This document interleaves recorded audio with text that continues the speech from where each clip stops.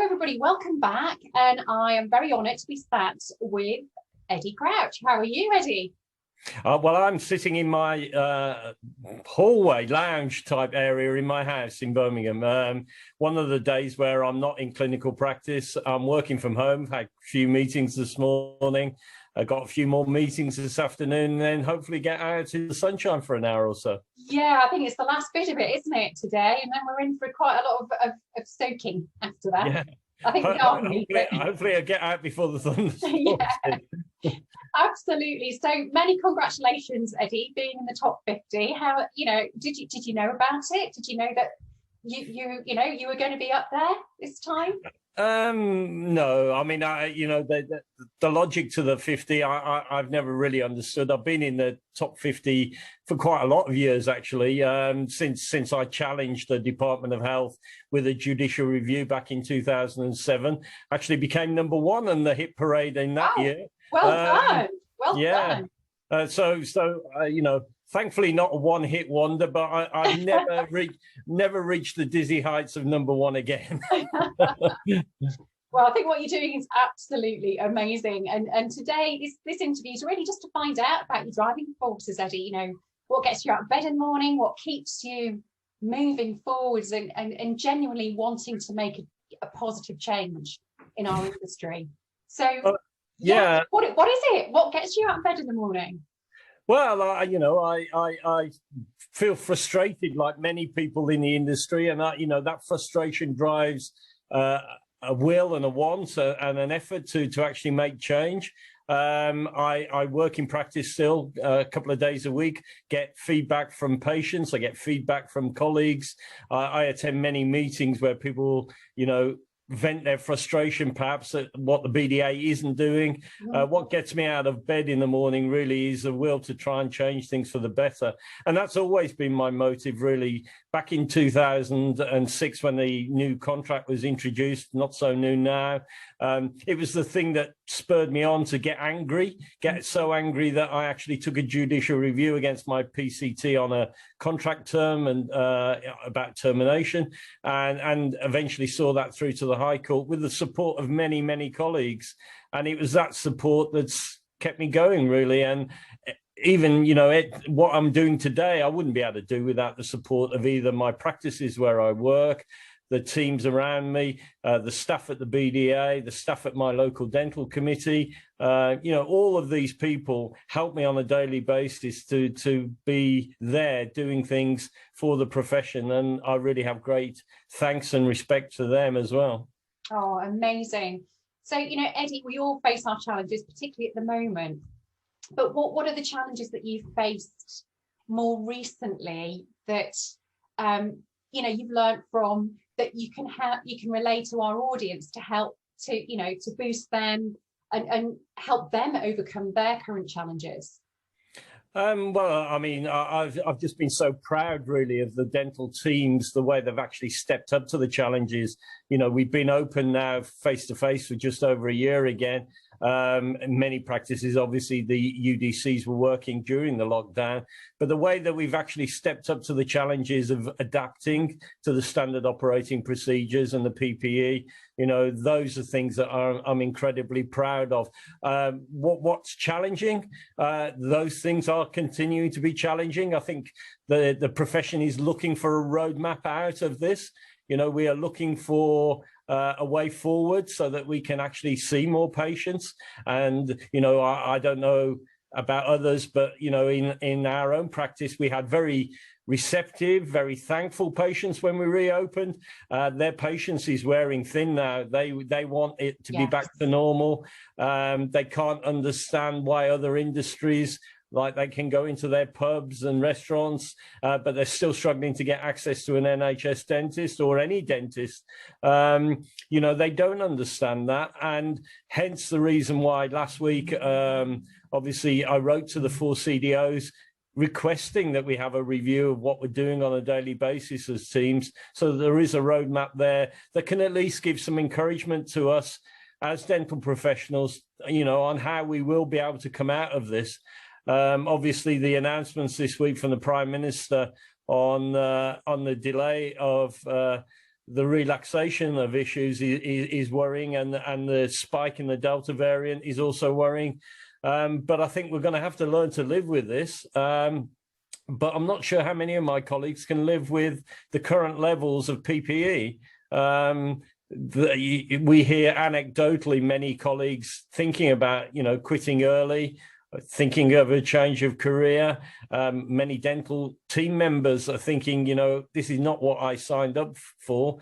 Is there an alternative career path that I might want to follow? We have to do something before that exodus happens. Absolutely. Yeah. So and those are the challenges we are all facing. Absolutely. So from a personal point of view, Eddie, if you were to give personal advice to those around you and those people listening today, how would you encourage them to keep focused, to get through this, to retain the career that they've always aspired to have, and not to have that feeling wanting to bail out at this point? Yeah, I mean, one of the reasons why, I came into dentistry in the first place, and I'm sure many people did, was the willingness and the desire to help people.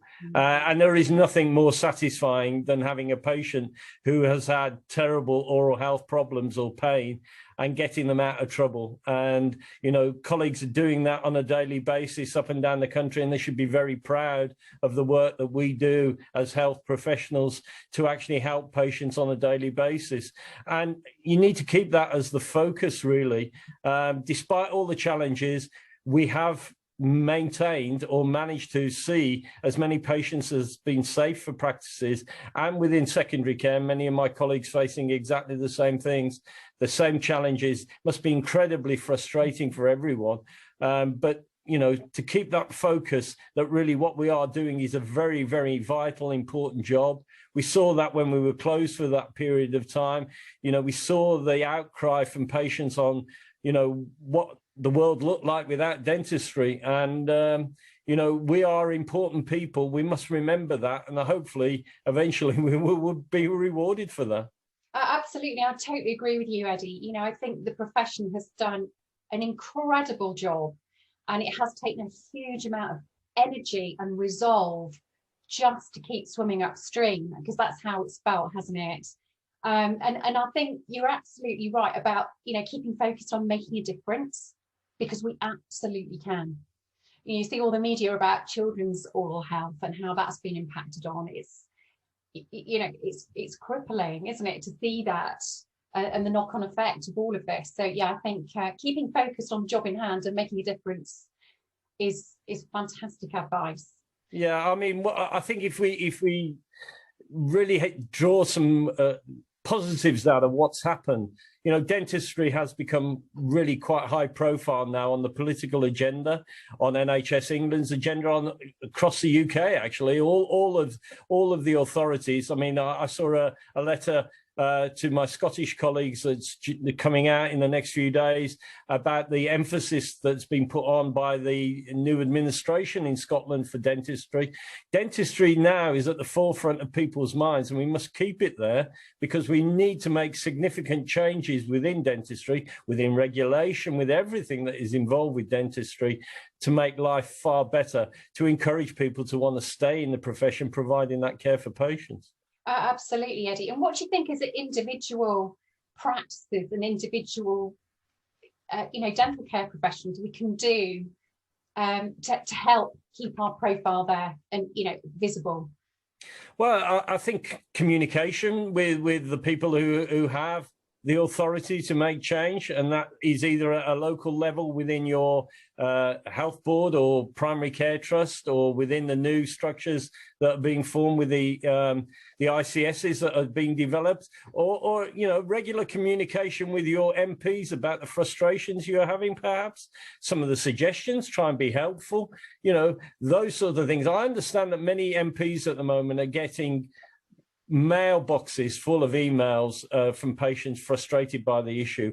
And so the better communication you can make with those who have the ability to change things, the better for me. And anyone, a DCP, a member of a dental team, a dentist, communicating with people who have the ability to make change really compounds the messages we're trying to give at a national level, that, you know, the profession is willing to help and is willing to make suggestions, but it needs some real change. And without voices out there requesting that change, then, you know, lone voices like individual people like me really don't carry any weight. We need to carry everyone with us so that that voice is loud, proud, and well heard. Absolutely, well said. Absolutely.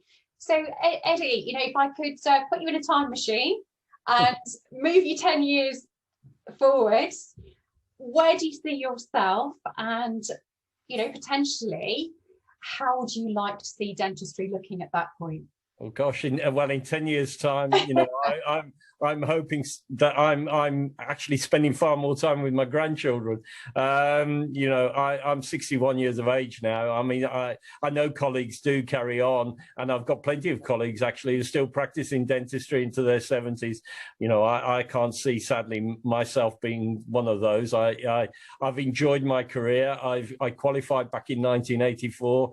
I've done 37 years as a dentist, and you know, I've enjoyed every moment of it. I mean, there have been times when it's been incredibly frustrating, but it's always been a rewarding thing to do. But in 10 years' time, I'm hoping that other people are actually doing the fighting on the profession's behalf, and it certainly won't be me. So 10 years on, that won't be me. But where will dentistry be in 10 years' time? I think dentistry has changed tremendously in the last decade.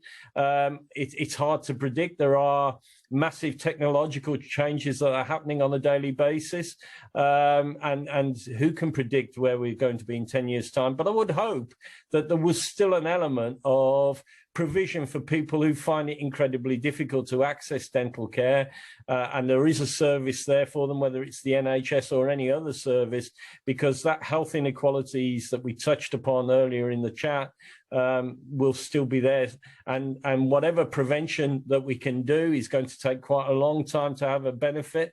There are some encouraging things in the white paper about fluoridation, and hopefully, you know, we will all be drinking fluoridated water in 10 years' time. That would be nice. Yeah, well, actually, I interviewed Barry Cockcroft yesterday, and we were talking about just that topic. Yeah, and I understand Barry, in his new role, he's organising some work streams and something in October that's actually going to be here in Birmingham, and the BDA will be there to support that. You know, we've got long history, myself and Barry Cockcroft, but I will support him on the initiatives of fluoridation for sure. And let's hope some good comes out of that. Yeah, let's hope so. Absolutely. So, Eddie, before I leave you, or you leave me, just on a really human level, what is it that you value most in life? I value friendship. I'm incredibly lucky. I have a wide range of friends within dentistry and without dentistry, you know, outside of dentistry. I have a great family. I have a very supportive wife. I have a lovely daughter and lovely grandchildren.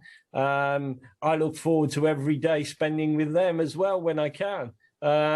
So all of those, I'm very, very lucky. I've had a great life really as a dentist. I've earned decent living. I've got a lovely house. You know, I've got things that many people would be very jealous of, and I'm very, very grateful for that on a daily basis. Dentistry has been good to me. I've tried to be good back to dentistry. Absolutely. So, Eddie, if there was one final message that you'd like to leave our colleagues with, what would it be? Well, apart from joining the BDA, I'll get a picture. But yeah, stay strong, everyone. Stay strong. Let's hope good times are around the corner for us all. Let's hope the effects of the pandemic are short-lived and we can come out of it. Let's hope that the reforms of NHS dentistry make more people want to actually stay within NHS dentistry, and that we can treat far more patients than we've been able to treat in the past, and people don't have long waiting lists for our services. Absolutely, absolutely. Well, Eddie, thank you so much for your time today. Many congratulations again. Keep banging the drum, keep up that incredible work, and stay up there in in the top 50. Very good of it. Yeah, well, when I fall out of the top 50, I know it's time to give up. Oh, thank you so much. Go and enjoy the rest of the sunshine, because I think it's the last day, isn't it?